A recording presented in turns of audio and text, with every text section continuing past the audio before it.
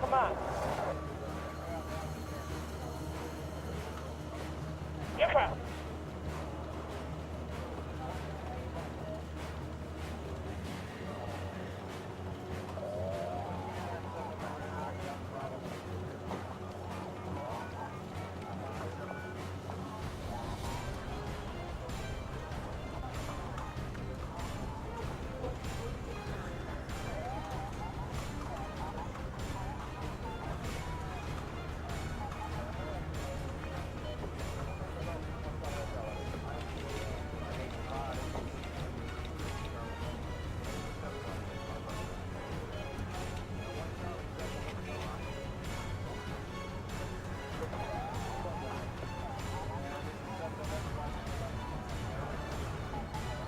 Spit it out, man.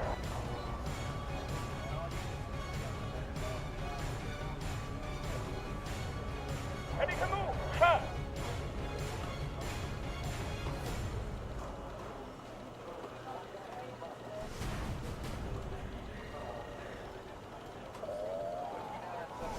Are you talking to me?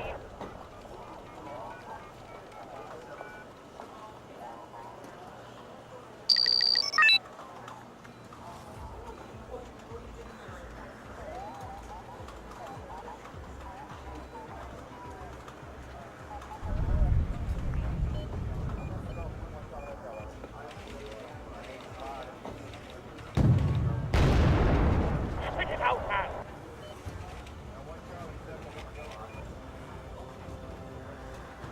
We're on the move.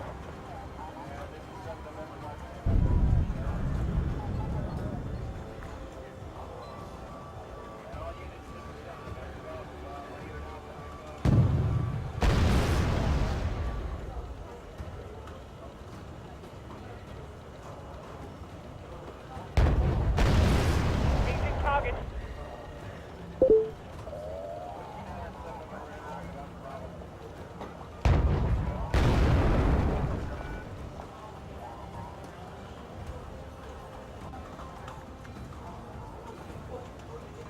Let's move out.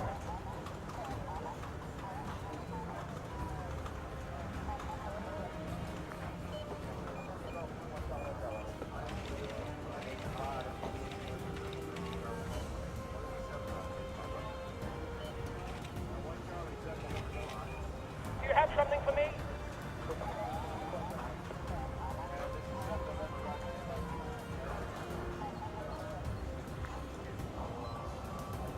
You'd be blind without us. Let's set up a new observation post there.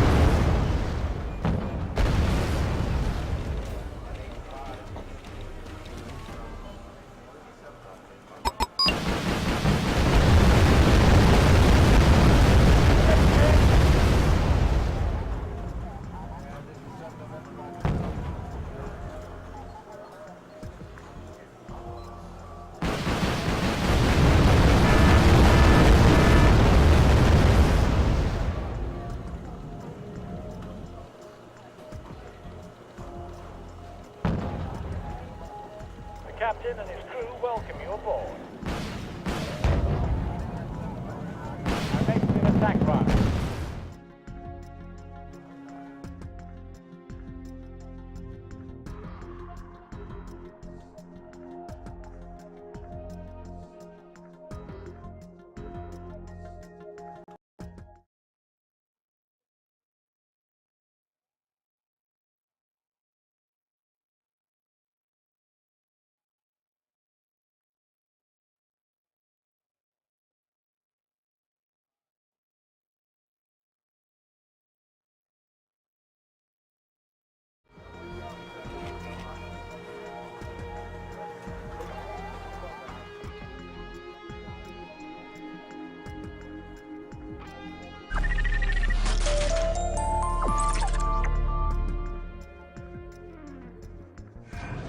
What is reality? Did the past you remember actually happen? Can you exist in two realities at once? Are you who you think you are? Science fiction author Philip K. Dick says we'll all be asking such questions soon. For Dick, reality is just one of his layers. All of his novels combined together accurately predicted the world that we're in now.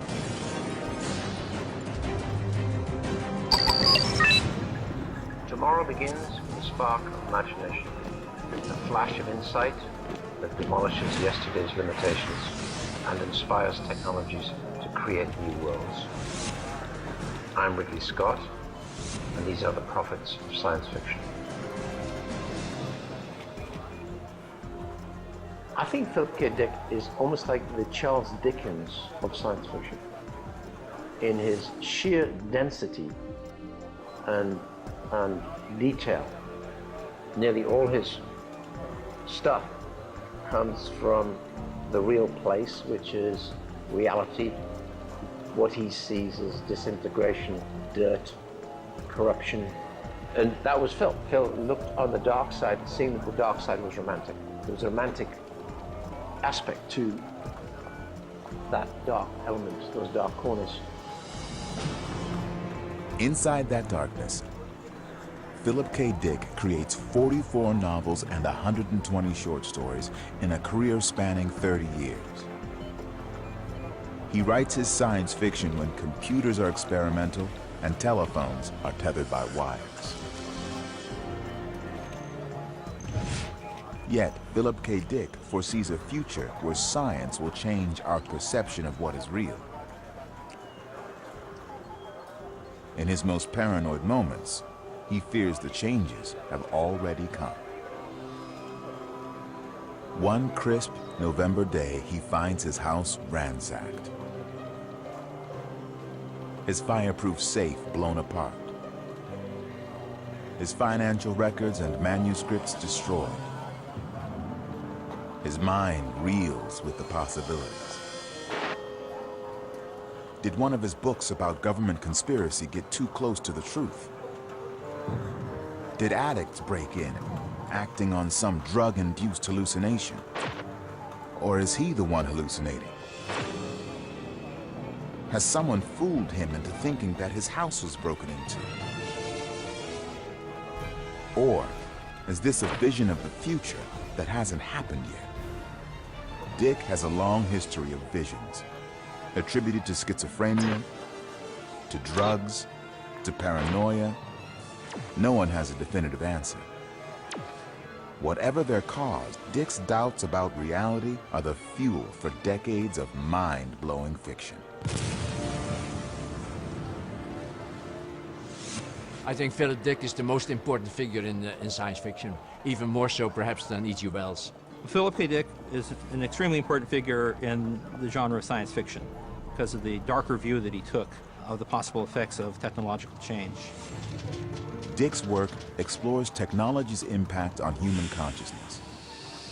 His protagonists struggle to separate real reality from its high-tech facsimile. The movie Blade Runner is based on Dick's dark dystopia, Do Androids Dream of Electric Sheep? Do Androids Dream of Electric Sheep suggests that these androids might have consciousness, that they aren't just computers going through rapid calculations, but that they are actually thinking beings that might also dream, sleep, and so putting it in the form of a question leads to the larger question of that book, which is, what does it mean to be human? Dick creates a protagonist who embodies the conflict of competing realities. Rick Deckard is a bounty hunter, chasing down robots that look like humans, are as smart as humans, and have feelings. His mission is to retire faulty machinery, illegally attempting to pass as human beings. I remember being deeply unsettled by that world in particular, and by the notion that nothing is what it seems. He depicts the androids disturbingly very much like ourselves. They want to know where they came from, and they rage against their own mortality. If we can create a robot that is virtually indistinguishable from a human, then what does it mean to be human? What happens if a robot has emotions? Then what differentiates us from the machines? Over 4 decades later, science is on the cusp of realizing Dick's vision of humanized androids. To develop an android, you need many kinds of technologies brought together. We call this bio-inspired engineering. This involves numerous disciplines ranging from mechanical design to material science, skin material that simulates human facial flesh. We're evolved over millions of years to work together using our faces. So we use the cognitive science of human facial expressions to develop new materials like what we call frubber or face rubber. So frubber is this really nice spongy rubber material. It's porous, and what that means is that it's filled with sort of fluid. That allows it to be really soft and take very little energy to make expressions that look very natural. It matches how soft our faces are, along with the elasticity, the ability to compress and wrinkle and fold. We then take our frubber material and we connect it to motors that are inside the head. So frubber allows us to simulate much better facial expressions. Thanks to David Hansen, there is now a duplicate of Philip K. Dick. This is my favorite project, the android portrait of Philip K. Dick.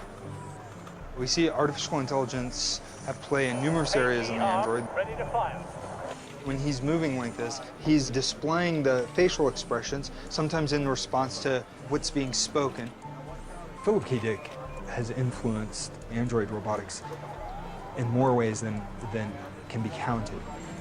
The great android designers and developers of the world will point to the movie Blade Runner and the works of Philip K. Dick as motivating factors. But when robots mirror the reality of human appearance too closely, we find ourselves repelled by the reflection. Android designers and computer animators describe this phenomenon as the uncanny valley. The uncanny valley is a theory posited by a Japanese robotics researcher named Masahiro Mori. And it basically suggests that the more realistic that you make a robot, the more appealing it becomes until it starts becoming really realistic. And then it becomes very unappealing. But at some point of realism where you make it indistinguishable from a person, then it becomes appealing again. Androids that look extremely human-like make people nervous because we wonder, do they have a soul? Are they going to share our values? Or are they from this weird tribe of machine beings that are invading our world? Orders call ready to Strange as it may seem, one of your children What is it or you want now? grandchildren might marry an android. I believe that within 20 years, Hey, the artificial only good intelligence refuge is dead will one. achieve human-level capabilities across the board. At that point, our hardware will be backed up by a brain, and you won't know that they're androids. In Do Androids Dream of Electric Sheep, Deckard uses special empathy tests to determine if he's dealing with a man or a machine. The lack of this uniquely human trait indicates an android. It's a revelation that can come as a shock to the android itself, having had pre-installed memories of a whole They life say the only they good never wreck really is a lived. dead one. But if memories can be faked, no one can be sure of their own identity. Rick Deckard recalls passing the test. But is it possible he too is an android? One of the things that Phil Dick liked to do in his books was to have a sense that reality was not what it seems like on the surface. So if a bug had been put into your ear that gave you your past and it didn't even exist a week before, this is what he liked to do, was what I call the reality breakdown. The theme of implanted memories is close to Philip K. Dick's heart because he sometimes struggles with his own confusion about reality. He asks himself, are memories real?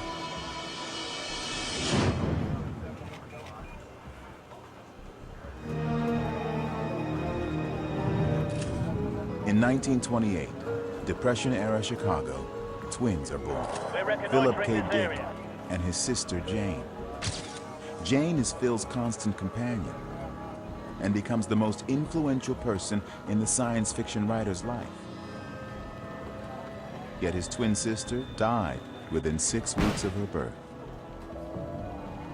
So he grew up in this kind of lonely environment and heard about his missing twin sister, and that had to have had a profound effect on him.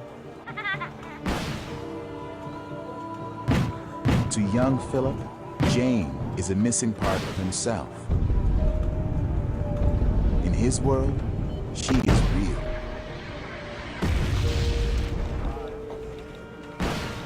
He had a great imagination. He's been told the story. A natural thing for someone to do when they are told a story is to mentalize that. That often comes with imagery. I can imagine where it's seen. I want to imagine this is supposed to be. Mildred sees his sister. There are psychologists, mental illness, drugs. Phil knows mostly that the visions aren't true, but they make him think. What makes me me? The sum total of experiences? Funerals, weddings, birthdays, childhood fears. All the memories of a lifetime add up to make a unique person. Let's give them But some iron. what if science had a way to plant false recollections of a life never lived? What if an unhappy childhood or the loss could be turned into happy memories? Science fiction writer Philip K. Dick imagines a not-too-distant future in which desirable memories can be purchased. His 1966 novella, We Can Remember It For You Wholesale, describes a thriving market for utterly convincing but artificial experiences. Implanted memories are a form of adventure travel. The basic Mars package, 899 credits. Now that's for 2 full weeks of memories, complete in every detail. But how real does it seem? As real as any memory in your head. Unable to afford a trip to Mars, an ordinary man seeks the next best thing. Surgically implanted memories of a thrilling Martian adventure. Why go to Mars as a tourist when you can go as a famous jock? Or But what if a memory was implanted without you? How can you know if you are the real? Already in the original story, that's true or not, that's another question. But the protagonist feels that the memory has been implanted and basically moves him into a certain direction. So that's something that is Dickian. Get ready for the big surprise. You're me. In Philip Dick's vision of the future, technology has the power to change our perception of truth. His hero can't be sure if he's an average man who dreams of being a secret agent or a secret agent programmed to think he's not. We tried as hard as possible to do one thing, which was have 2 stories, parallel stories. One is it's a dream, and basically everything happens basically because this thing is put in his head. The other ones, it's true. And what we try to do is have these two parallel stories continuously believable till the very end. Let's get them to Maya. Philip K. Dick prophesizes a world where memory, like computer memory, might be overwritten and moved down. Recent breakthroughs in neuroscience suggest that this could be biologically possible. The important thing to recognize here is that that imagined experience is not all that different from a real experience. Neurons are discharging in certain patterns in particular parts of the brain.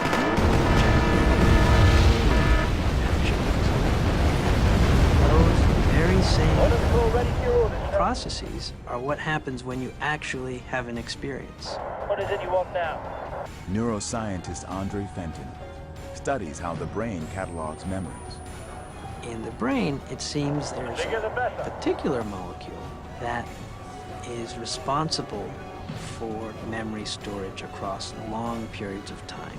And it's by interfering with that perpetual machinery that you can create, destroy, enhance, manipulate the information. Philip K. Dick is not a scientist who understands the biomechanics of memory. But he is able to imagine that technology might soon be able to change perceptions of the past.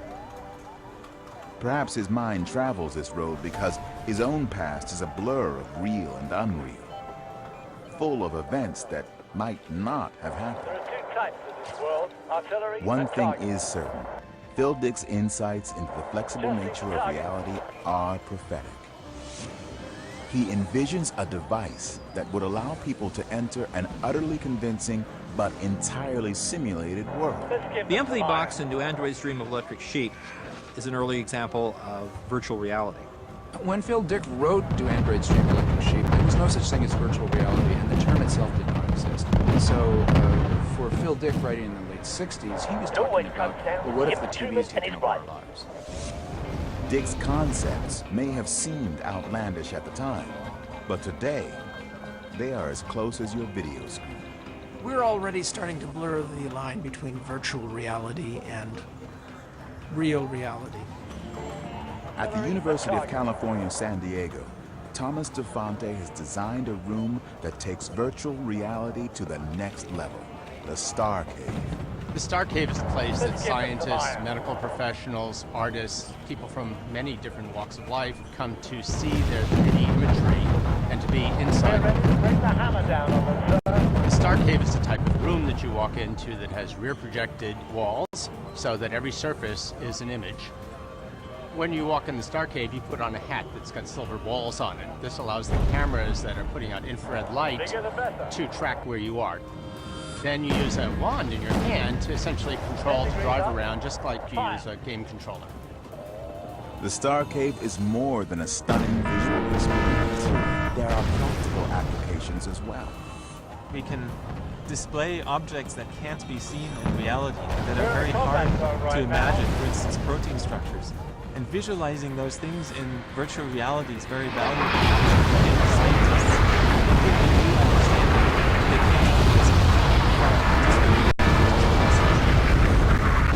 Recently, engineers of San Francisco's Bay Bridge employed the Star Cave to examine their designs in ways that were unimaginable before. It allows them to find errors in the models early on, which can then save them millions of dollars. For them, it doesn't matter that this is the Star Cave. It could be the real world, it could be another virtual environment. For them, what matters is that they get to see what we need. Their minds can show them otherwise. In a few years, we're going to have environments that are much more realistic, where we feel the objects that we actually touch, maybe the temperature, maybe the texture. At some point, the user who uses these systems is going to be unable to distinguish between the virtual environment and the real world. Could virtual reality ever become too real? Philip K. Dick imagines technology being used to fool. He also sees the potential that virtual reality might become an unhealthy escape from daily life. I think then certainly Dick, Philip took that up, and that's where we are today. We're completely obsessed by cyber experience. We're already seeing that children can be drawn into virtual reality and be actors. As technology catches up with Philip K. Dick's vision, it's tempting to think how the writer might react to our progress. I think Philip K. Dick, part of his legacy is, frankly, a warning that it's very easy to lose yourself when the technology around you is becoming so ubiquitous. And there's an interesting debate that goes on in a lot of his work. Where would you rather be? Would you rather be in the here and now? Or would you rather be in a potential fantasy of yours? And is the fantasy sometimes, frankly, better than knowing the reality? Dick knows that when technology invades the mind, even our own thoughts are no escape. In the 21st century, Dick's paranoia is transforming reality.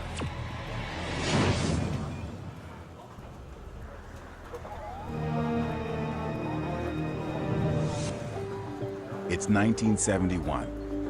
Philip K. Dick is 43 years old and living in Northern California, ground zero for the countercultural revolution of drugs, politics, war, sex, and religion.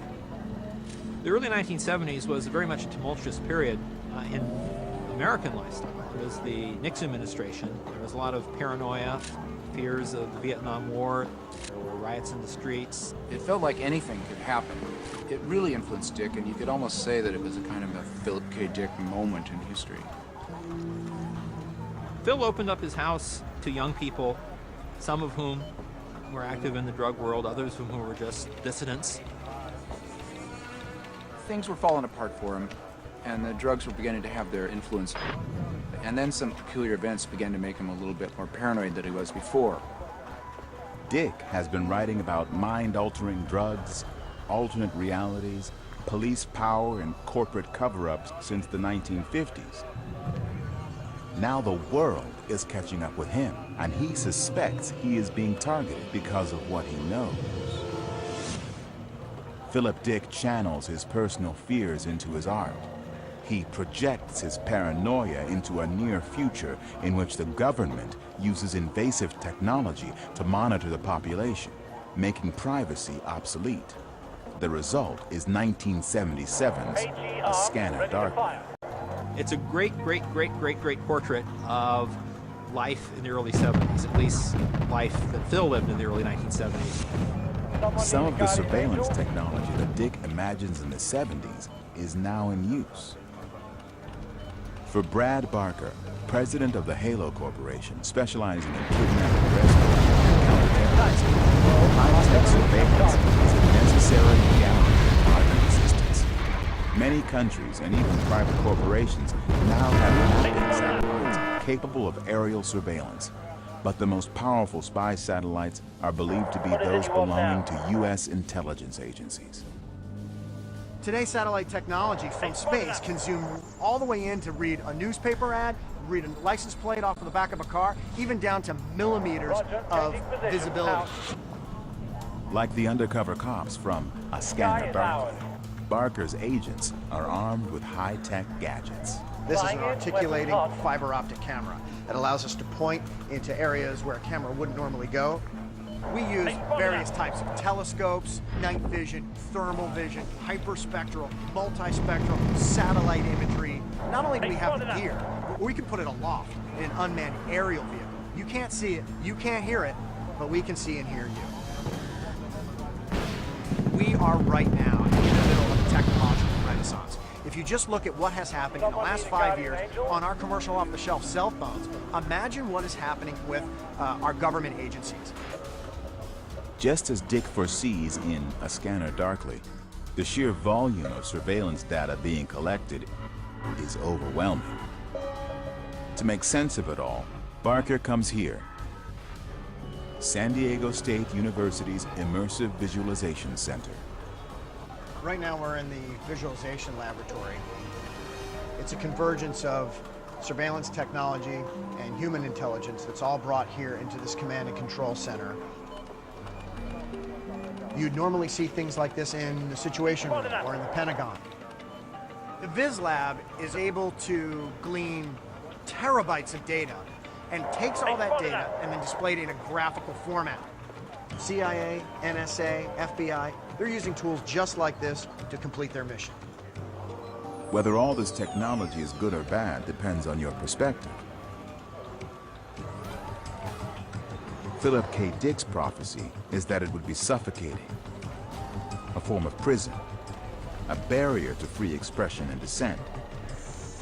What he does not foresee is that so many of us would be willing participants.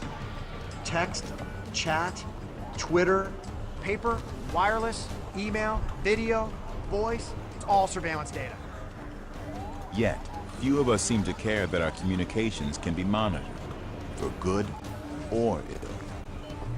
The problem is, technology is advancing faster than the aptitude and comprehension of those that consume it on how to defend themselves while using it. What would Philip K. Dick think of modern surveillance capabilities? If Dick were alive today, I think he would be both horrified and to a certain extent pleased, because all of these things that we see happening in the world, he really very solidly predicted in advance. Rapid proliferation of technologies, the sense that reality is shifting under our feet, a world that is familiar to us, and he captured it well in advance, so that makes him a prophet. A detailed record of your movements, ideas, mistakes, and offhanded comments can now live on forever, digitally, online for all to see. Technology has rendered your private past an open book, but the paranoid science fiction of Philip K. Dick goes one step further. In his world, not even your future is safe from prying eyes. I'm placing you under arrest for future murder of Sarah Marks and Donald Dumanos take place today, April 22nd, at 0800 hours, 4 minutes. 10 degrees up. Fire.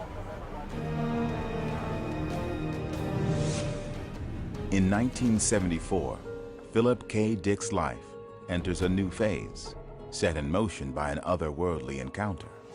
Dick moved down to Fullerton. He quickly got married. He had a kid, and it really represented one of the most stable and happiest periods of Dick's life. Then one day, the science fiction writer has a visitor. The moment is brought to life by fellow veteran of 60s Northern California, alternative comic artist R. Crumb. Phil Dick had a knock at the door. He went to the door and answered it, and it was a young woman with a Christian necklace around her neck that was handing out some Christian literature, and during their conversation, a pink beam of light went off in Phil Dick's head. She was wearing a golden fish in profile on a necklace. The sun struck it and it shone, and I was dazed by it. And after that, he had about 24 to 48 hours of hallucinations. It wasn't like an alternate reality. It was what I call a trans-temporal constancy, an eternal truth, where everything was always here and would always be that way. Dick receives visions throughout the year. The pink beam of light he thinks is intelligent. It brings him knowledge, and it saves his son's life. Phil told me he was sitting there in his apartment, listening to Strawberry Fields Forever by the Beatles. His wife, Tess, is caring for their infant son. All of a sudden, he felt this enormous force of light hitting him, and this knowledge hit him that he needed to do something right away to rescue his son. He got up and he told her, "We've got to get him to the hospital. He has a hernia." I said, "Tess, he's got a birth defect and it's going to kill him. He has a right inguinal hernia that's popped the hydrocele." They took him in, and indeed that was what was the problem. Philip K. Dick believes his visions give him precognition, knowledge of the future. The last religious vision he had, shortly before he died, was of a world being destroyed through ecological collapse. And that, unfortunately, may be his greatest prophecy. Philip K. Dick explores the ramifications of knowing the future in several works, including his 1956 short story, The Minority. It describes a group of mutants who help police solve crimes before they occur. These rare individuals, known as precogs, can see what is about to happen.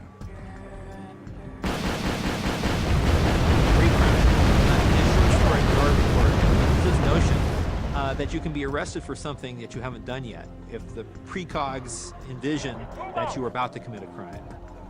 In a classic Philip Dickian plot twist, a cop who specializes in pre-crime finds himself accused of one.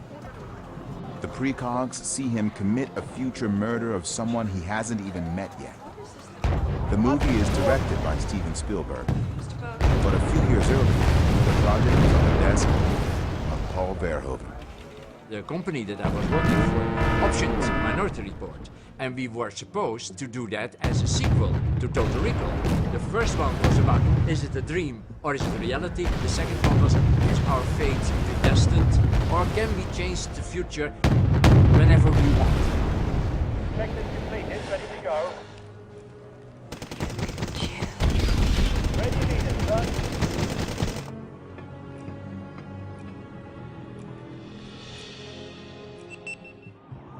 Today, groundbreaking crime prevention technology brings us ever closer to the world of the Minority Report.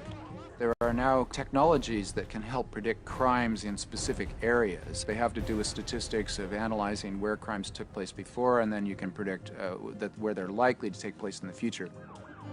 Police in Memphis, Tennessee utilize cutting-edge analytic software designed to predict and stop crime before it happens. This pre-crime technology doesn't use clairvoyant views. It relies on statistical data and probability to create a map of future criminal activity. Officers in Memphis credit it with a 31% drop in serious crime. Preventing crime is a good thing, but Philip K. Dick could always see the dark side. The potential for homicides to be taken to extremes. Precognition was part of this. Notion that if the police could know ahead of time the things that you were going to do wrong, then they could arrest you even before you did the crimes. And for him, this was a kind of a nightmare. Precognition is going to be happening technologically. And the question is, how will we stay free? When the cameras are everywhere, and the police will be able to zoom in on a crime in effect before it's happened.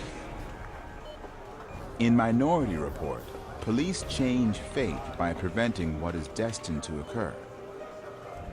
Each time a crime is prevented, an alternate reality emerges.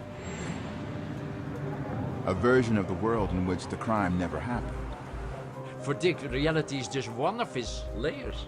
He plays around with it and undermines it and puts it on his head and whatever. This is the other world, the other possibilities of the world, that there are other universes that might be there, basically, that are different than the one we normally have. Philip K. Dick explores the concepts of alternate futures and pasts in several works of science fiction. He depicts the horror of technology breaking our grip on time. But there's also a desperate hope in this concept of other worlds. Perhaps science can take him to a place where his twin sister never died.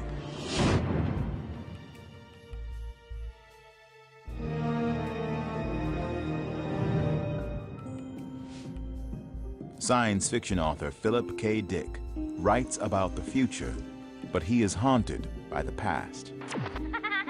He imagines the twin sister who died when they were both infants as an adult, alive and healthy, in a mirror world where life unfolded differently. Life hasn't turned out how he wished. In his mid-30s, after writing 10 novels and dozens of short stories, he begins to question the choices he's made. So he gave up writing. He worked in his wife's jewelry business, helping set up Andic Jewelry, which is really nice handmade jewelry. The jewelry business is more lucrative than his writing, but his overactive mind won't be stopped. he thinks about twists of fate that can set history on a new course. And a new idea started. An ambitious, complicated novel of interwoven plots and multiple timelines. He was suddenly possessed by the story. In this book, real history mixes with alternate versions of today. A parallel universe. In The Man in the High Castle, Franklin Delano Roosevelt is assassinated in the Depression. America's left helpless when World War II begins, and the Nazis and the Japanese Imperial Army slice America right in half. It's an alternative history where you go back into the past and you postulate that something different happened. It's certainly one of Philip's best films. In 1963, The Man in the High Castle earns Philip K. Dick the Hugo Award, one of the highest honors in science fiction. The book is about how chance events can have ripple effects on history. So Phil Dick decides to use chance to help determine his plot.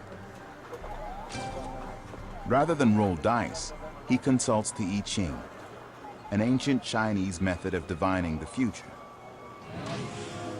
Dick poses a question, then tosses 3 brass coins in the air 6 times. He uses numbers on the coins to create one of 64 possible hexagrams. Follow me or get out of my way. Dick looks up the symbols in a book to find the I Ching's predictions. Then he uses these paths of possibility in his alternate timelines. There was a period of time in Dick's life where he was a real follower of the I Ching, and he would plot his novels using the I Ching. So that if he came to a plot problem where he didn't understand what was going to happen next in the story, he would stop, he would throw the coins, and then he would consider and tell people that the I Ching had told him what to do.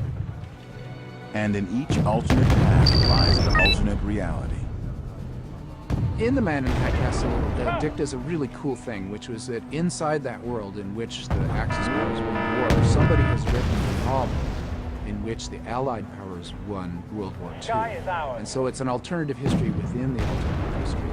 And so in multiple ways, it makes this a novel of parallel worlds. Parallel universe is a quintessential Philip K. Dick concept. 10, 20 years ago, if you were to ask a physicist about parallel universes, they would say preposterous. This is Twilight Zone material, but not anymore. In the decades since Dick's book appeared, his visions of parallel universes have become more accepted. Now we physicists seriously take the possibility that perhaps there are parallel universes. In the subatomic realm, we deal with parallel universes all the time. Electrons can dance between parallel states. They can disappear, reappear someplace else. They can be 2 places at the same time. That's why we have laser beams. That's why we have transistors and diodes. But the killer question is, electrons can dance between parallel universes. And if electrons can do it, why can't we? Michio Kaku is one of a number of physicists developing a new theory that attempts to explain why subatomic particles can be in 2 places at once. String theory, or M theory, M for membrane, is perhaps the most fantastic theory proposed in the last 100 years because it posits the existence of parallel universes. that there are other dimensions, unseen worlds, unseen universes in which most of the dynamics of the universe takes place. Although we can't yet observe or interact with other universes or dimensions, particles smaller than an atom might pass between them. Think of a bubble. We live on the skin of this bubble, and the bubble's expanding, and that's called the Big Bang Theory.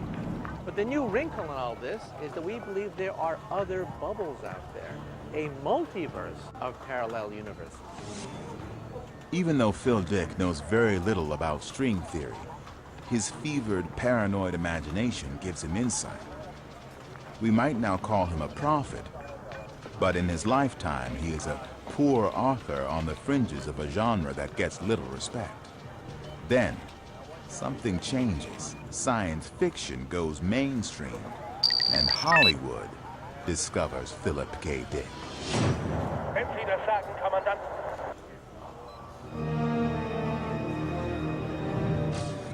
In 1980, Philip K. Dick enters a new universe. One of his novels is being adapted into a movie, Blade Runner. Our first meeting was, I think, tempered with a little bit of irritation from him.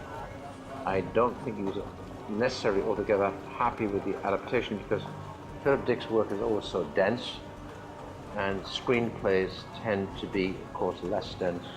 So he may have thought that what he was about to see was a kind of oversimplified version of The Android's Dream.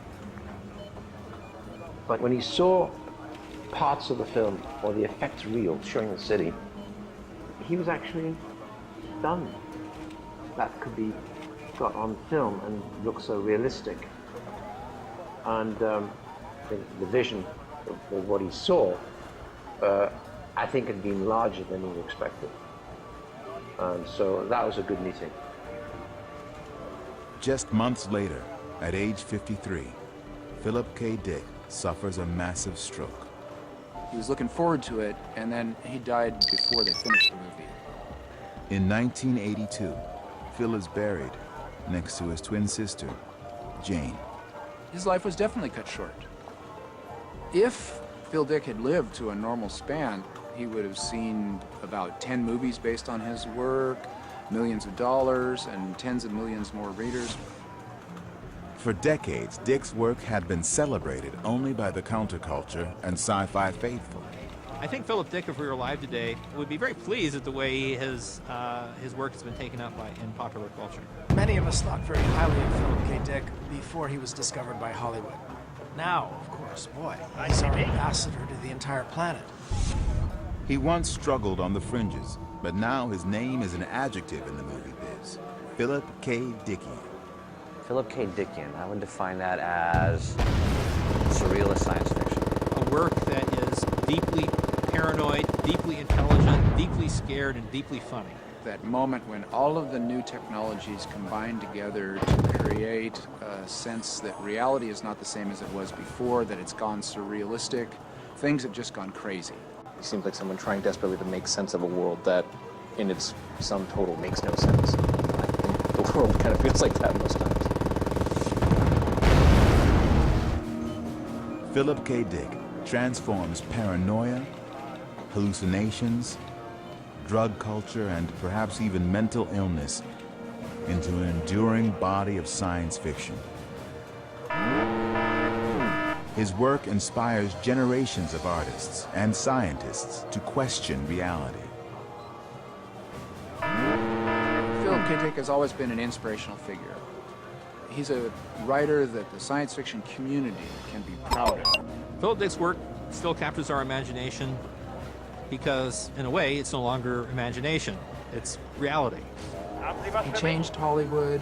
He changed the way we think about America and about modern technology. He's really one of the best descriptors of our entire culture. I think Philip K. Dick tends to look at things going down rather than up. So in other words, I think Phil was fundamentally a pessimist and an optimist. But he managed to be concise enough to get that down.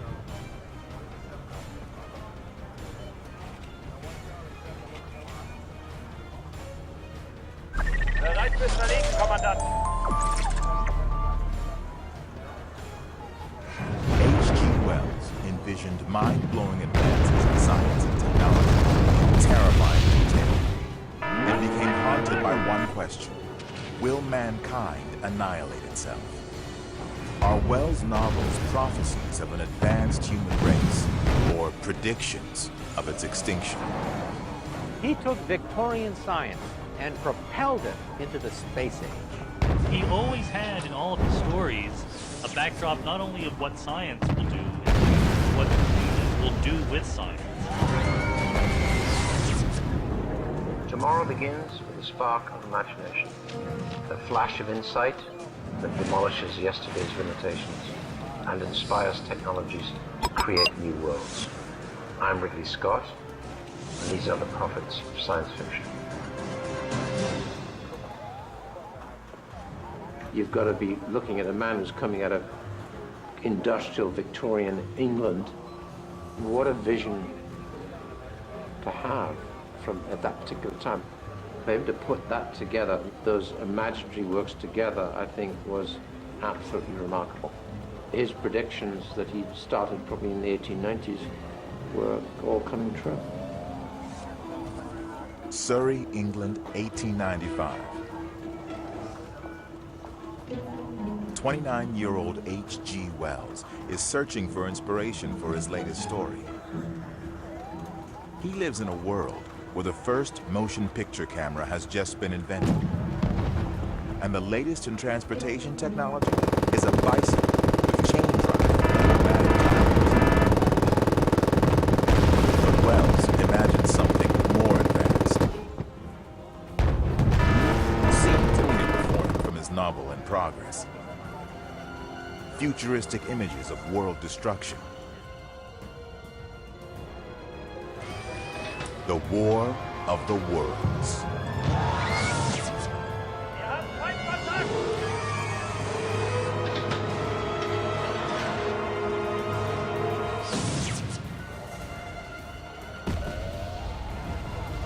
Ja, Kommandant.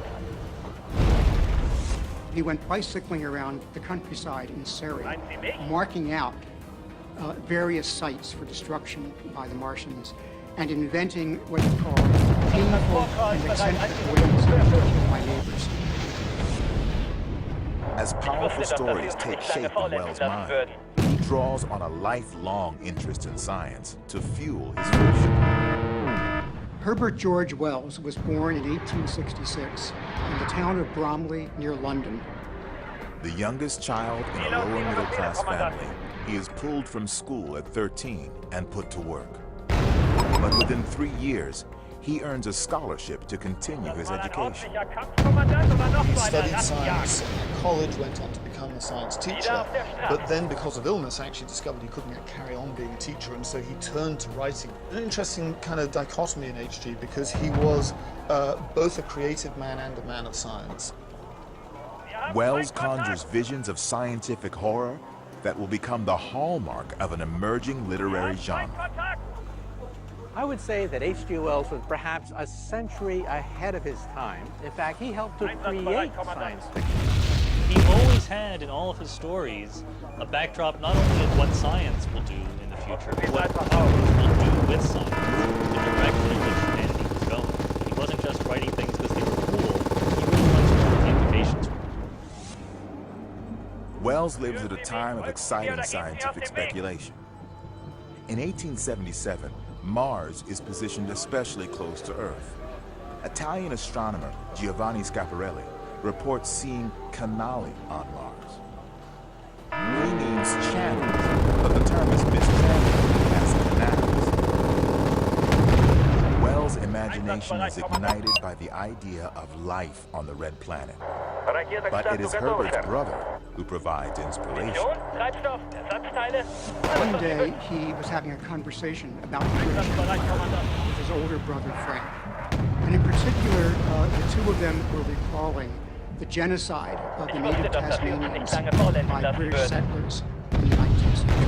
His brother said to him, suppose somebody would drop out of the sky right here and start laying about us the way we lay about Tasmanians. And that speculation by his brother gave Wells the germ of the idea for the War of the Worlds.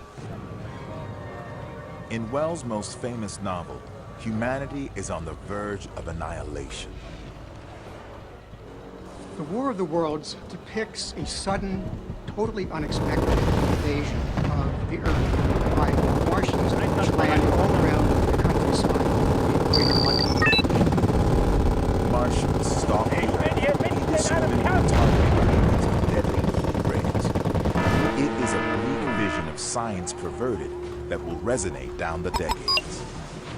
Well, my confrontation with E.G. Wells was really when I was very young, probably 12, 13 or 14 or something like that, when I saw War of the Worlds.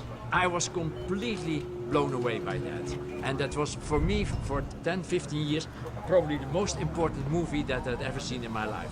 After I saw the original War of the Worlds, I was quite young, of course, my reaction was to be sick all night. I was so terrified. The idea that there would be life out there that was sufficiently interested in our planet to mount an invasion. What an idea that was. But Wells had not only created a new type of fiction, he had accurately predicted a new type of warfare. Wells depicts what happens when an entire urban population is suddenly under threat from invasion and massacre. That ends up prefiguring to a remarkable degree what would happen when civilians became the targets in World War I. Wells fears the abuse of science without apocalyptic consequences. He foresees chemical warfare, tanks, and laser weapons. The heat rays that Wells imagines in the are directed from rotating lenses. And these lenses focus a beam of light intensely on whatever target is directed at, and that target will immediately burst into flames. In Wells' time, the idea of heat ray is pure fiction. But 19 years after War of the Worlds was published, Albert Einstein identifies the theoretical basis of laser technology. Within decades, scientists successfully amplify electromagnetic radiation to a specific frequency and breathe Wells' imagination into life. Today, low-wattage lasers are everywhere, from pointers to DVD players, to industrial and surgical cutting tools. Defense contractors continue to develop technology to create a real heat ray for the military. I did read H.G. Wells when I was a kid. I read the War of the Worlds, the idea of aliens coming down with heat rays. It was a terrifying concept, but also a compelling concept in terms of, can that really be done? Rob Gregory is now Director of Laser Technology at Textron Systems in Massachusetts. The U.S. Department of Defense funds multiple programs to develop laser weapons. In one version, lasers would be used to zap incoming missiles and mortars out of the sky. The terminology you'll hear is speed of light engagement. If you can engage an object of interest or a target with the speed of light, then there's essentially no delay between when you decide to fire and when you start to engage the target. The laser's effect on almost anything is to put an enormous amount of energy in a very small area. Textron has developed an advanced prototype that it tests in a high-security environment. Laser powers that we're involved with are dangerous. It's something that you want to do under very carefully controlled conditions. So we're using TV cameras so that we can keep an eye on what's going on there. The laser is aimed at a special target, capable of absorbing the high energy. 3, 2, 1. The laser fires over 100 kilowatts of directed power, enough energy to shoot a marine out of the sky. There are already lasers in use that can disable slower targets. But Textron engineers predict that in around 5 years, lasers will be ready to pick off enemy missiles in mid-flight. When H.G. Wells wrote War of the Worlds, the Gatling gun, the machine gun, was perhaps the most advanced form of military hardware. 100 years after the War of the Worlds, we now have military lasers every bit as powerful as the heat rays in War of the Worlds. But in War of the Worlds, it is not our weapons that ultimately defeat the Martians, it's our biology. Wells does a surprising thing. The Martians whom he's treated as these monstrosities bent on taking over the Earth actually become quite moving and tragic figures as they begin to die. The message is clear. Advanced technology does not necessarily equal invincibility. One can still suffer annihilation from the unexpected. In most Wells tales, destruction stems not from an outside alien force, but from our own dark nature. Wells writes of how we are capable of creating extraordinary inventions, and yet we are also little more than animals. It is a prophetic paradox Wells will explore in his stories and dramatically confront in his own life.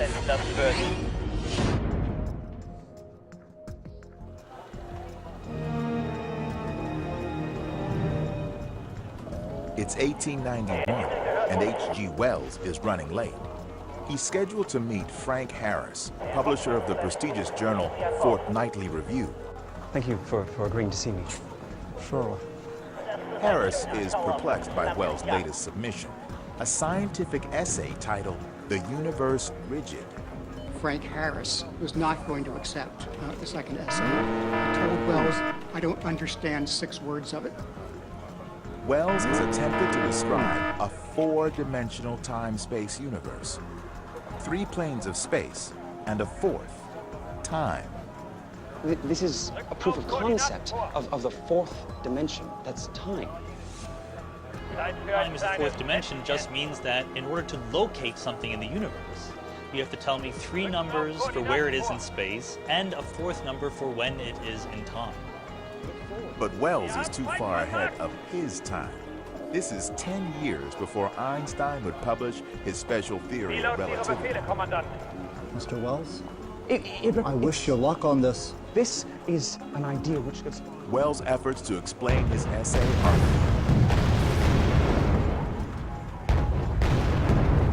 At that point, Wells began to realize that for him, the best way to convey ideas was really in the form of fiction. The 4th dimension becomes the foundation of Wells' debut novel, The Time Machine. It is incredible that Wells was able to write a book like this in the 1890s. We didn't know about relativity. In the 1890s, physics was still according to Isaac Newton. The Time Machine is one of the greatest works of science fiction of all time. Not only did it spin off 1,000 other novels and movies, it also reaches right into our hopes and dreams. Everyone has asked that question. Why am I a prisoner of time? In Wells' 1895 masterpiece, a man journeys many millennia into the future. There he discovers that humans have evolved into 2 distinct species. The idle Eloi pursue a carefree existence. The subterranean Morlocks breed Eloi like cattle for their own consumption. For Wells, the story is a comment on Britain's widening gap between the social classes. What we find in The Time Machine are essentially the descendants of upstairs and downstairs from the 1890s, except that in many ways the roles have now switched, and it's the Morlocks who are calling the shots in the far future. Could we ever build a machine that could really travel through time? Surprisingly, many physicists now say yes. One way would be to find or create a wormhole. A wormhole is a shortcut through space and time. Let's say I take a sheet of paper and I mark 2 points on it. Usually you have to go across the paper to go between these 2 points. But now, if I warp the fabric of space and time, I can hop across and thereby take a shortcut through space and time itself. Another solution lies in traveling close to the speed of light.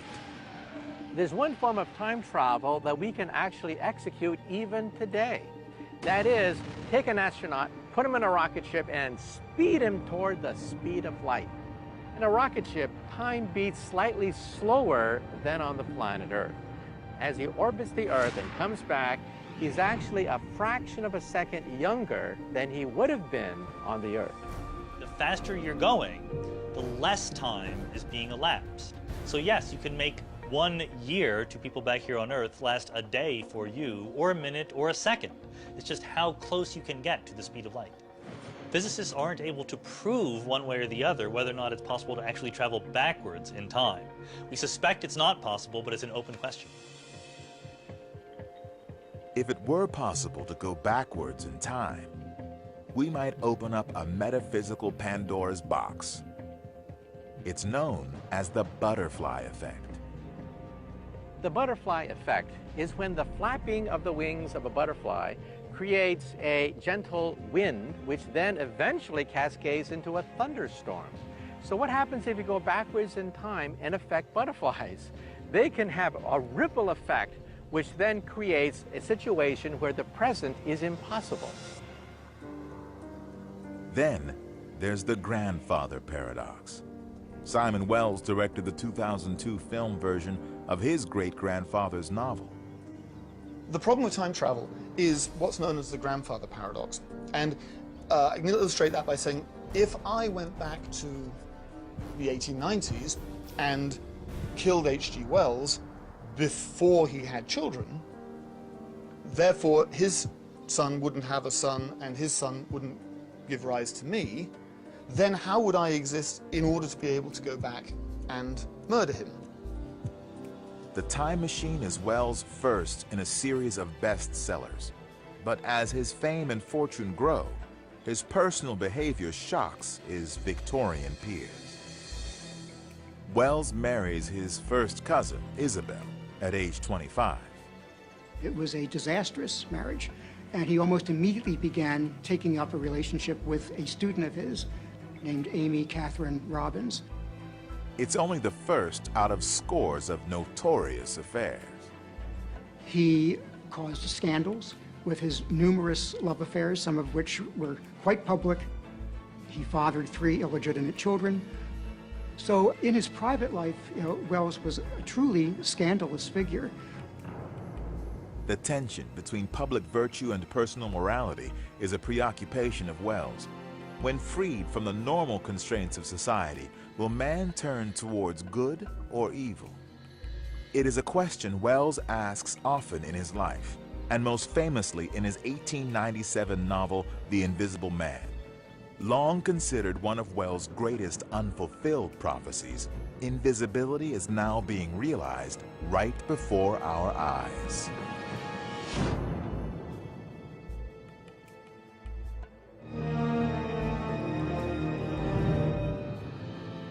In the summer heat of 1895, Wells is writing The War of the Worlds. But a new work is formulating, one with a provocative theme. When no one is watching, do good men become evil? What would people do if they could become invisible?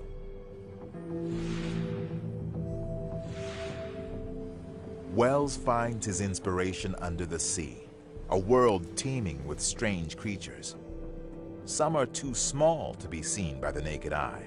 Others, such as the jellyfish, are simply transparent. The story Wells will tell explores the scientific phenomenon of invisibility, but it is also a morality tale. The Invisible Man's a dark story. The guy who makes himself invisible is a very angry and violent character. Let's face it, that's a superpower which is given to sneaking around and doing underhand stuff. In The Invisible Man, a former medical student named Griffin discovers that by modifying the refractive capabilities of light, objects seem to disappear. Invisible, Griffin is free to move through the world undetected and plots a reign of terror over his neighbors. It didn't just deal with how cool would it be to be invisible. It dealt with a lot of the negatives of, if you're invisible, chances are you're going to go loony. He got in all sorts of trouble because basically he was suggesting that it's not going to be a good thing necessarily if a person had the ability to be invisible. Despite Wells' warning, scientists are developing new synthetic materials that may make true invisibility a reality. The Pentagon is not stupid. They've dumped billions of dollars perfecting weapon systems like stealth bombers, and they're not even invisible to ordinary light. Now we're talking about the real McCoy, an object that will totally disappear even under visible light. The U.S. Air Force is funding Professor Xiong Zhang and his colleagues at UC Berkeley. The Berkeley team has perfected a method for making objects invisible to the eye using a new technology called metamaterials. Metamaterials can be used to make things invisible or partially invisible by virtue of controlling how light is reaching that object and coming back to our eyes. Now imagine you use a metamaterial cloak device on top of that object. And what happens is that the light is approaching that object, you just divert it, and without hitting that object, it comes back to your eyes as if nothing existed. Light is diverted around a minuscule object that is covered with a metamaterial carpet cloak, a silicon material that is perforated with a special pattern of tiny holes. These holes alter the speed at which light travels, so the light is reflected in such a way that the object covered by the cloak is invisible to the eye. This is a zoom in of how the cloak are made. And the light comes in here where the light speed can be accelerated or decreases. And then when they come out, they are all in the same speed again. So that's how we actually hide things under here as a cloaking device. Presently, the cloak is very small. It can only hide an object 100 times thinner than a human hair. Using a microscope, the team can watch their cloak make an object invisible. We're now actually conducting a cloaking experiment. McGee is routing a laser into a microscope into the cloaking device. When a laser beam first strikes a flat mirror, it reflects as a single point. An object placed in the laser's path causes the laser light to scatter. The laser no longer reflects as a single point, but rather as several indistinct points. But when the team covers the object with their invisibility cloak, the light is slowed and diverted, and the laser again appears as a single point, as though it were reflecting off the flat, empty mirror. So Chris is working on monitoring what's the light coming off from the cloak. This is what he sees, a single light spot as if from a flat mirror. For now, scientists are only able to construct tiny invisibility cloaks. But if Xiongzhang and his team succeed in scaling the technology, they will have created a new kind of weapon, unlike anything before it. One that could be used by spies and special forces, or by bank robbers and terrorists. The only concern would be the abuse that may go with this, and that's something that scientists need to prevent. It's going to change a lot of things in our lives. As many of the technology, there's always the plus side and minus side. We just have to be vigilant of what we are doing. The positive or negative impact of a new tool depends on the user. Wells' stories leave little doubt about which path he believes his fellow man will take. An invisible man can rule the world. He can rob and rape and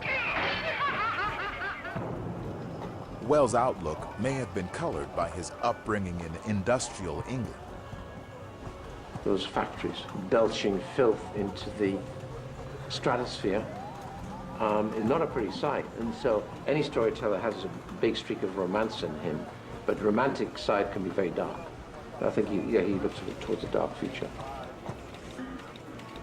On the hinge of the 20th century, Wells turns his dark imagination to medical progress. His disturbing predictions in The Island of Dr. Moreau are truly horrifying, but many of them are coming true today.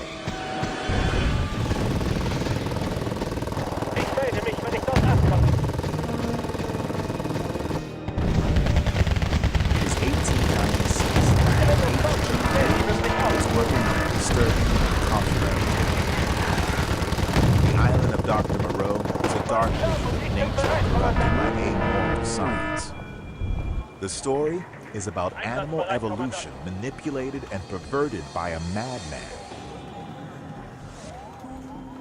The idea is born when Wells is still a student, not long after Charles Darwin introduces his theory of natural selection.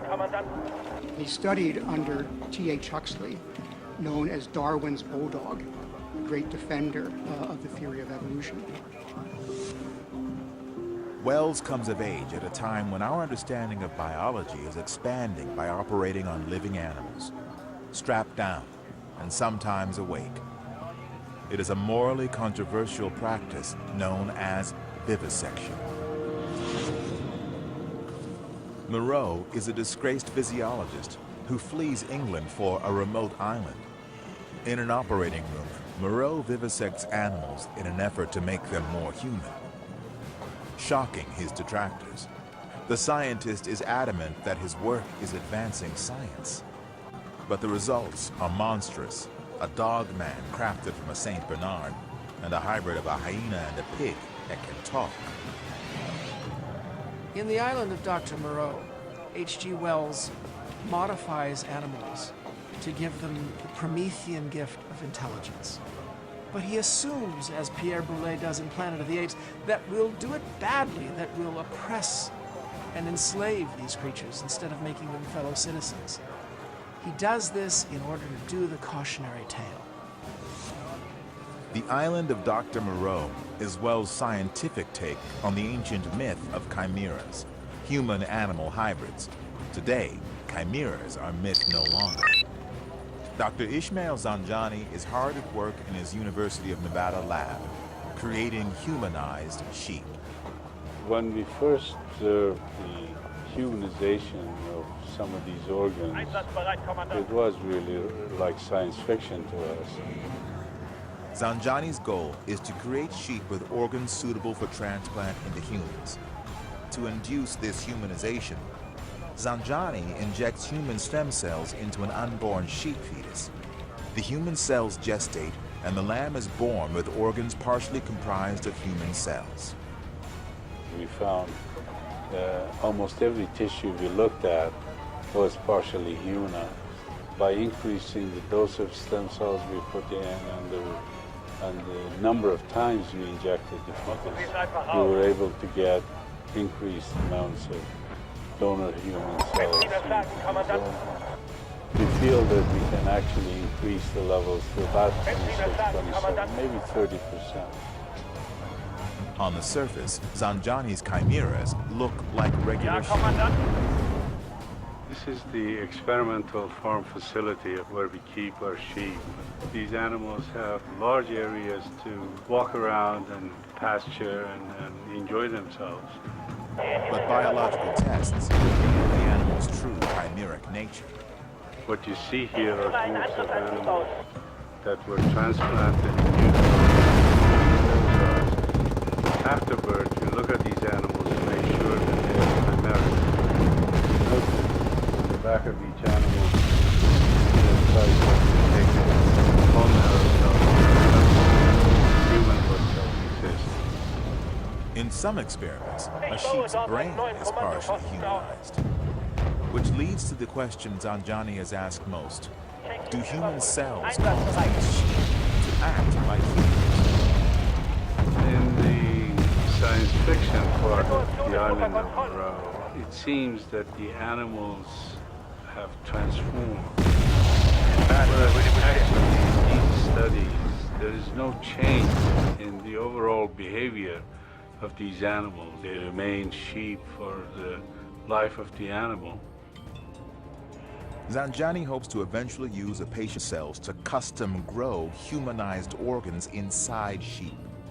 The theory is that these organs will be less likely to be rejected after can be useful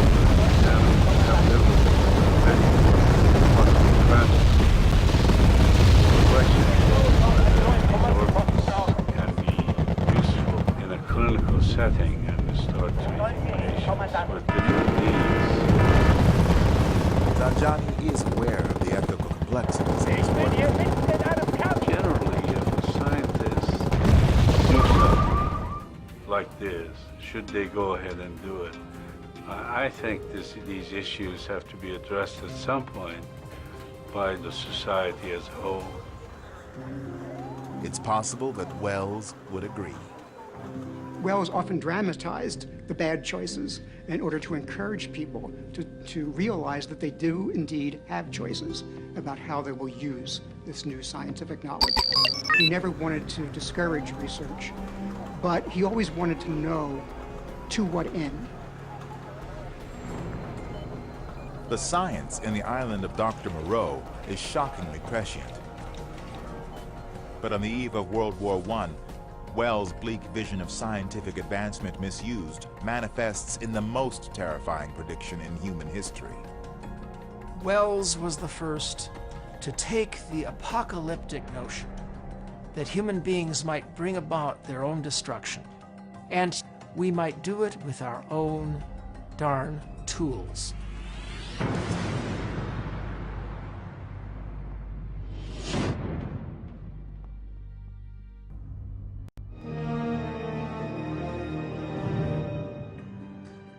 Between 1895 and 1898, H.G. Wells writes 4 now classic novels exploring fantastic possibilities. From Martians, to time travel, to invisibility. But at the dawn of the 20th century, a maturing Wells grows consumed with a pressing reality: conflict between nations. I think there's a lot of foresight really going on. You had to be looking at the industrial empires, then of England certainly, heading towards its peak, and the industrial empires of Germany. So you had to be looking at that as well, and looking at, global dominance. Wells' stories begin to foreshadow the mechanized brutality of war in the 20th century. H.G. Wells took credit for inventing the idea of the tank, which he did in a short story called The Land Ironclads, published in 1903. He expands his predictions in a book called The War in the Air. He foresees the shape of things to come 6 years before the dogfights of World War I. In many ways, Wells was anticipating in that 1908 novel the widespread use of aerial warfare.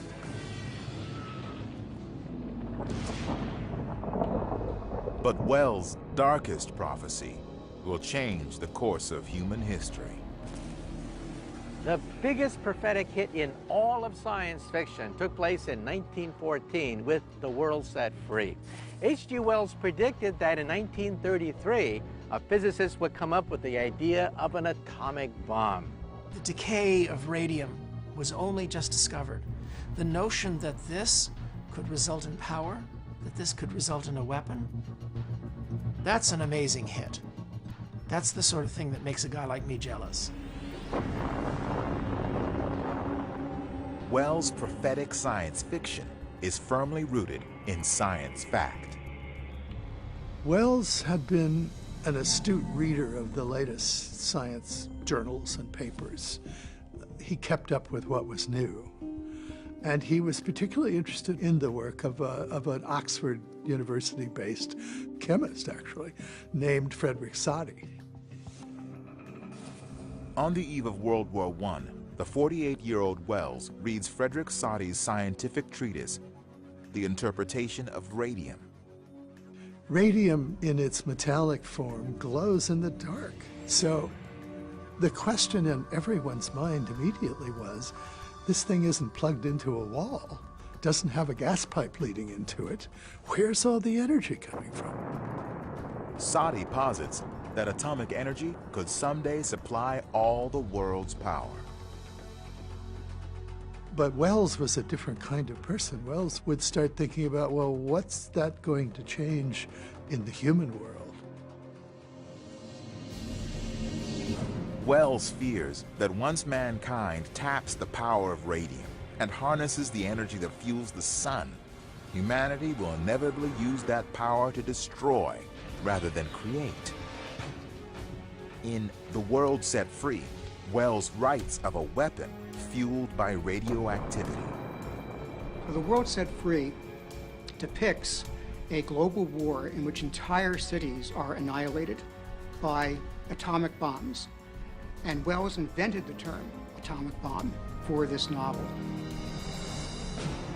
Having seen many of his own predictions violently realized in World War I, H.G. Wells becomes a leading voice for pacifism. In 1920, Wells travels to Russia as an advocate for international peace. But his efforts are to no avail.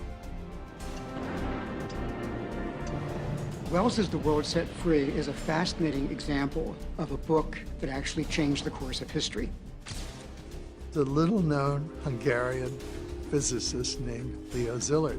Early on, was fascinated with H.G. Wells's book. He realized that it was really prophetic. But the question in his mind as a physicist was there a reaction that could make an atomic bomb?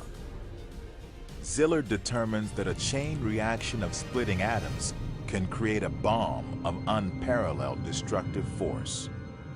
It suddenly dawned on him that if you could find a process where you got energy out of one nucleus of an atom, but enough particles to hit 2 more nucleuses and break them up, and then 4, and then 8, and then 16, and 32, and 64. That's the chain reaction process. If you could do that, you might be able to make a bomb of unsurpassed energy and destructiveness. By the summer of 1939, Adolf Hitler has seized control of Austria and Czechoslovakia and is demanding more territory. Fearing what could happen if the Third Reich conceived an atomic weapon, Szilard writes a letter to warn President Roosevelt. All right, how could he get to the president? Who knew the president? His friend Albert Einstein. So he went to see Einstein, and Einstein agreed that this was a serious problem and agreed that he and Leo would draft a letter together that they would manage to find a way to get to President Roosevelt. And they did. And the result of that letter to Roosevelt was the beginning of the Manhattan Project and the U.S. development of the atomic bomb. 1945.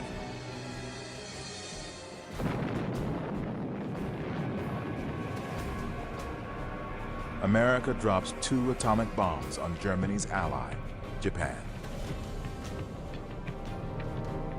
Wells' prediction of the nuclear aftermath is horrifically accurate. He envisions radioactive vapor drifting miles from the bomb site, scorching all it touches. Just as Wells imagines an uninhabitable no man's land surrounding the targeted cities and the world set free, Hiroshima and Nagasaki are doomed to spend years as a radioactive wasteland after the A-bomb. But the threat of atomic fallout is still years away from the 1920s, when Wells turns his attention from destructive to creative technology, the emerging field of cinema. He decides to adapt his own work into a movie script. And from the silver screen, H.G. Wells once again prophesizes worldwide havoc. But this time, he sees a light at the end of the tunnel.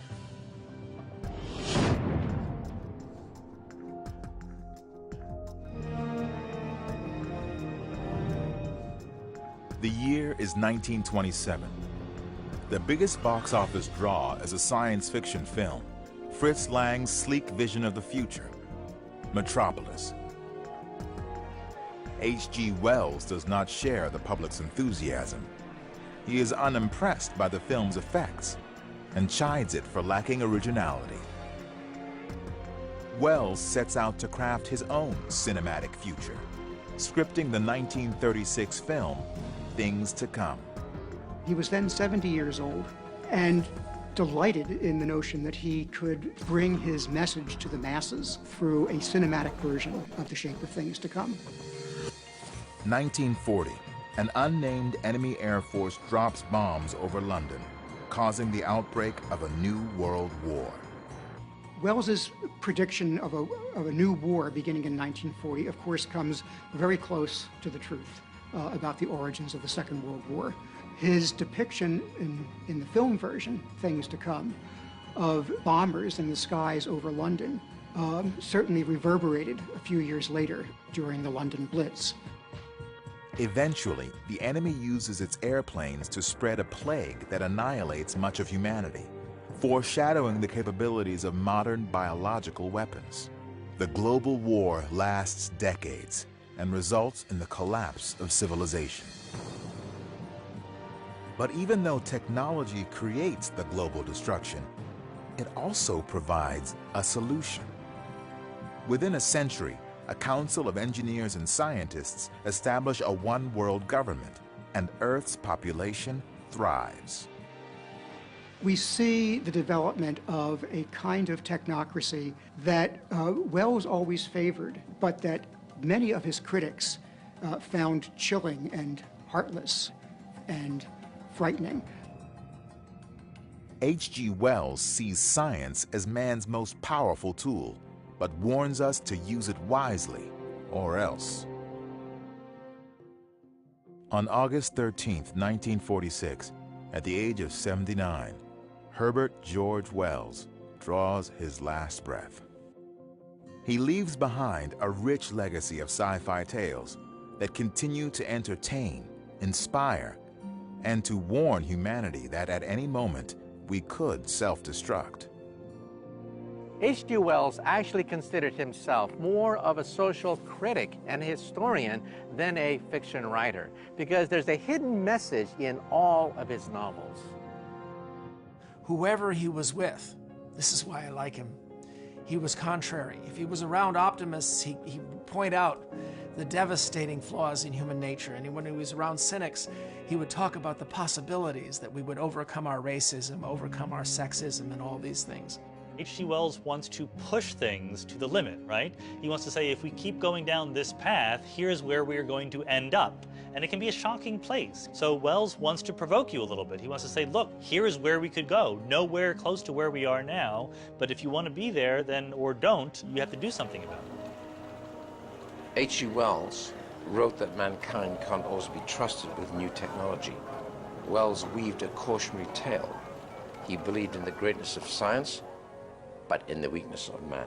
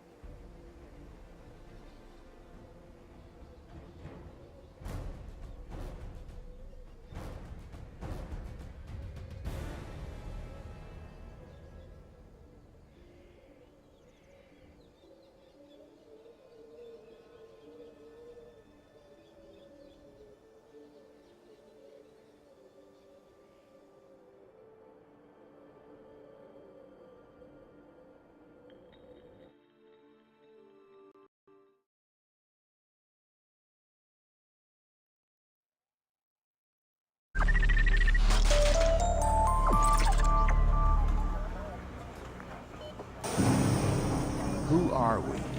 Why are we here? What is our place in the universe? I think Clarke's books are almost instruction manuals for human evolution in a sense. An elevator to the stars, colonization of the cosmos, alien contact. There's something out there that is as far advanced compared to us as we are compared to ants or plants.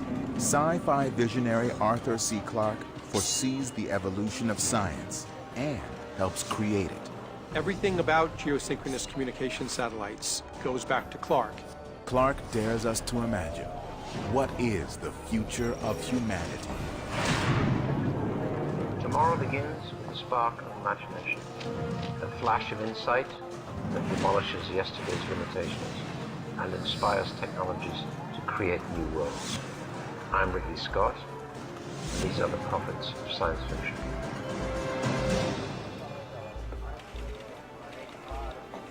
Arthur Clarke was kind of purist in his thinking, and it was evolved. He forced us to think about evolution. How do we get here? Who made us? And then what is the reason for our being? I think it wasn't altogether of this world.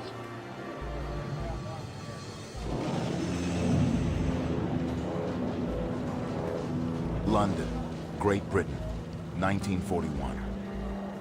8 devastating months of Nazi bombing raids leaves over 1 million homes destroyed or damaged. 20,000 are dead. 24-year-old aspiring writer Arthur C. Clarke escapes to the hills outside the city.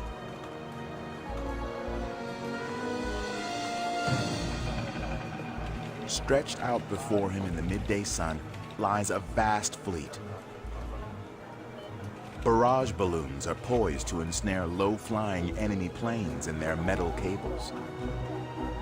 But Clark looks beyond the hovering weapons and the chaos of war into an exciting vision of mankind's destiny. It did indeed seem that a fleet of alien spaceships was poised above the city. For a long moment, we dreamed of the distant future. From his earliest days, Clark would use his imagination to transport himself far beyond the English farm of his childhood. He was a very shy boy when he was growing up in Great Britain.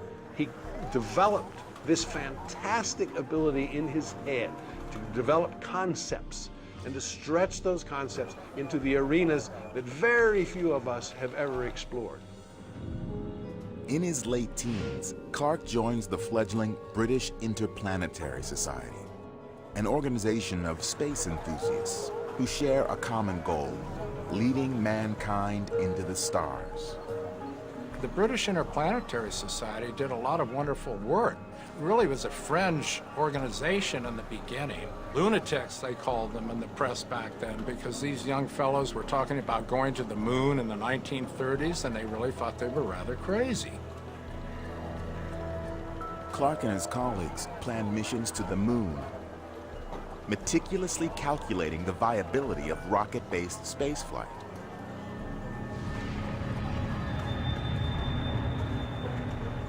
Arthur C. Clarke is a different kind of science fiction writer. He's bringing a different order of understanding mathematics, theories of physics into the work. This is a guy who looked to the stars and then put his pen to paper, which is a little bit different than just looking into your own head and putting pen to paper. When you read his books, they are just brimming with ideas, thoughts about things that maybe you've never had before. And his purpose in doing that is to get you to think. Through science fiction, Clarke posits stirring questions about the future. His thought-provoking theories first capture the world's attention with Childhood's End. The book tells the story of mankind's first encounter with an advanced extraterrestrial race. All of a sudden, gigantic spaceships hover over the cities of the world, and they're clearly of alien origin, and human beings have to figure out how to interact with them. It was the first spiritual science fiction book that I had ever read, a book that talked about the future evolution of humanity. Clarke believed that human beings were in a constant state of evolution. I don't think he would have bothered to write his books if he didn't see that potential. They were almost instruction manuals for human evolution in a sense. The aliens, nicknamed the Overlords, wield technology so advanced that it seems nearly magical to the people of Earth. They actually stay hanging above the Earth without actually making contact for a full generation, so that a generation of humans can evolve that sees this alien presence as a fact of life. And then finally, the Overlords make contact when their appearance turns out to be something completely surprising and unexpected. The aliens look demonic, with horns, tails, and leathery wings. The humans speculate endlessly about the Overlords' alien biology and what it might indicate about their extraterrestrial world. We continue to speculate about life forms on other planets today. Dr. Lynn Rothschild is an astrobiologist working for NASA. She studies planetary conditions to determine what makes life possible and how life evolves on Earth and beyond. One of the big things that would affect what life looks like on another planet, particularly if you're starting to look at large life, macroscopic life like us, is what the gravity's like. Now on Earth, we've all evolved gravity. 2G or 5G, for example, we would have to have corresponding thicker legs, we would have to have much stronger limbs to hold up our weight, and maybe at some point we were basically flat on the ground because we couldn't hold up any weight at all. But conversely, if we had evolved on a planet that, say, had half G, maybe we'd be tall and thin and Avatar-like, you know, creatures, and not the way we are today. So gravity science, we tend to think about, but that really is one of the things that shapes life. The normal conditions of life, what we see, is all lovely, and it's just sort of these medium temperatures and so on, but only a slice of where life is from. You need to have liquid water, but they're organisms that can be gods.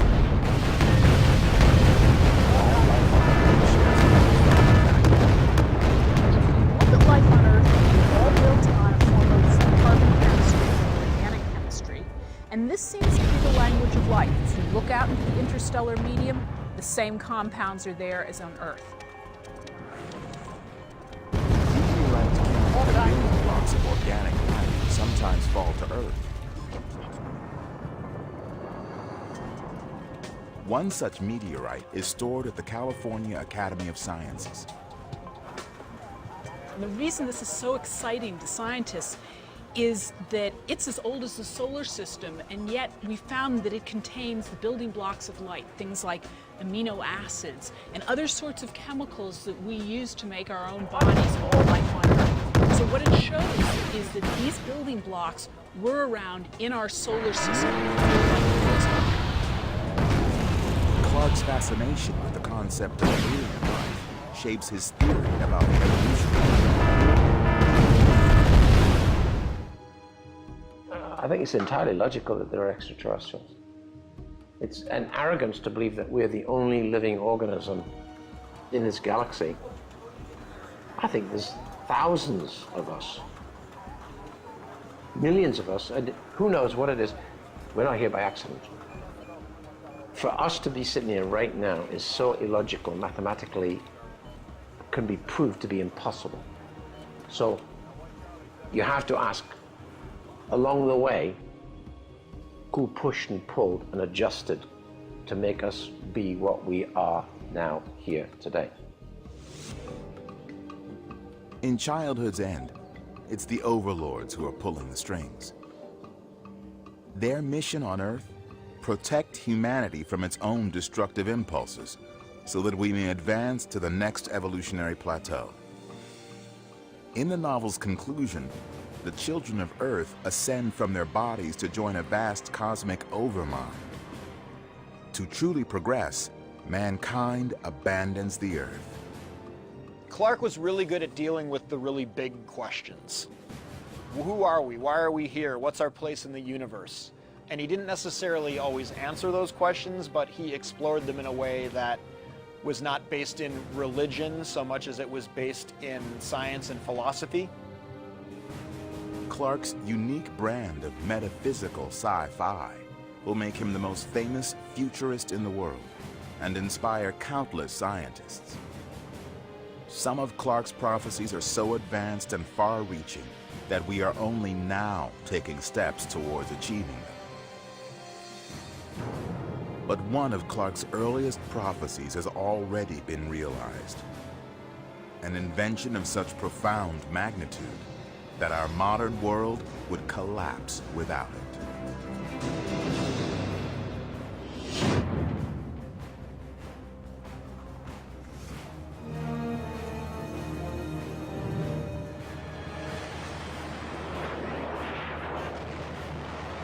World War II.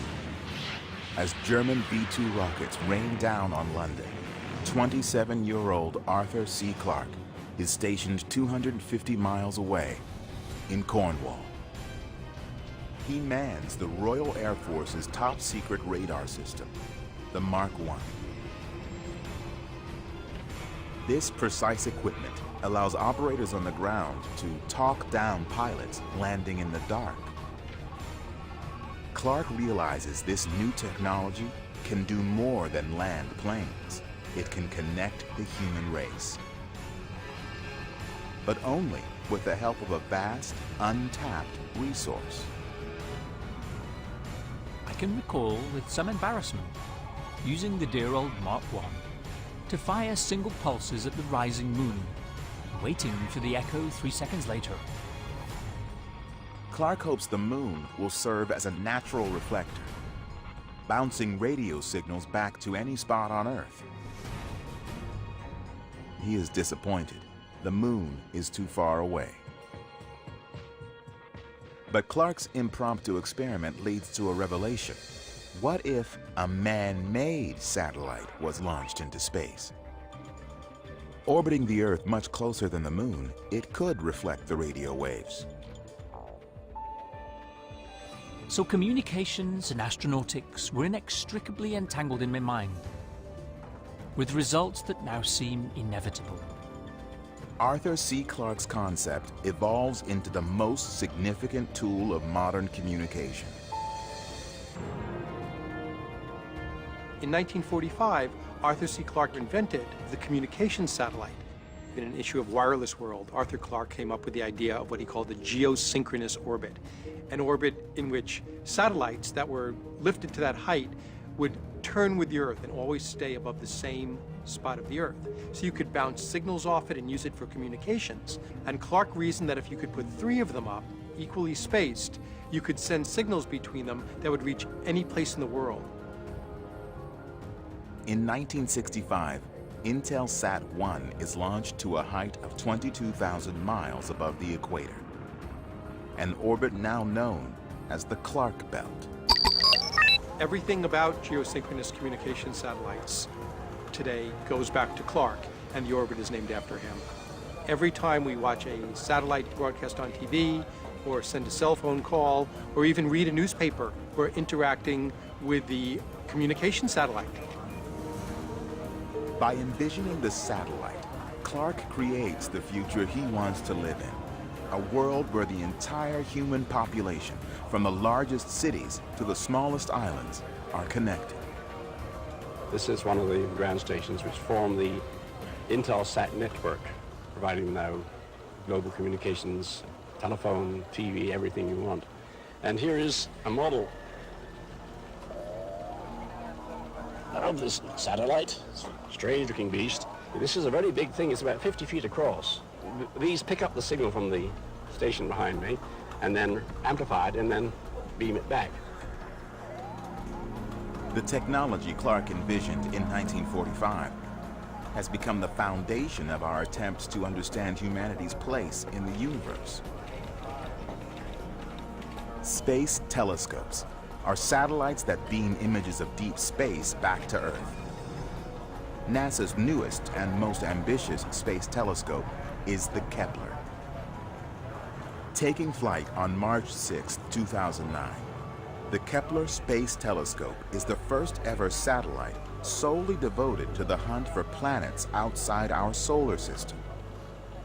The Kepler mission is a telescope orbiting in space, and it's out there to find out if Earths are common or rare. And so it really is mankind's first step in exploration of the galaxy to find habitable planets. William Barucki has long been inspired by visionary predictions of humanity's future. I remember walking to the public library and getting all the books in science fiction. Any of the exploration things where people are exploring new situations, new beings, and the books by Arthur C. Clarke with The Evolution of Man, and the different kinds of technology that